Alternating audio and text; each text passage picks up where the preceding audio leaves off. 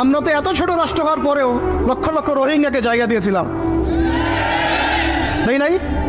আমাদের ভাইরা 10 টাকা 5 টাকা 20 টাকা করে তুলে ওদেরকে খাইয়েছে, ত্রাণ দিয়েছে, সরকার সহযোগিতা করেছে, বিভিন্ন এনজিও কাজ করেছে, করে নাই?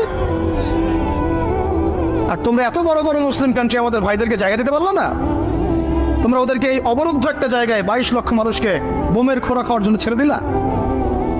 আল্লাহ পাক তোমাদেরকে তেল দিয়েছিল, কোন ভাষায় বলবো আমি বুঝতে পারি না।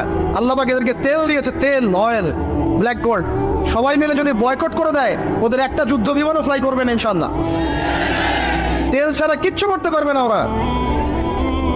বাদশাহ ফয়সাল সৌদি আরবের প্রাক্তন রাজা ছিলেন, বাদশাহ ফয়সাল রাহিমাহুল্লাহ বলবেন, ওই একমাত্র সাহসী একজন নেতা দেখেছিলাম 1973 দিকে অয়েল বয়কট করে দিয়েছে। তেল দিব না, যা কি করার কর।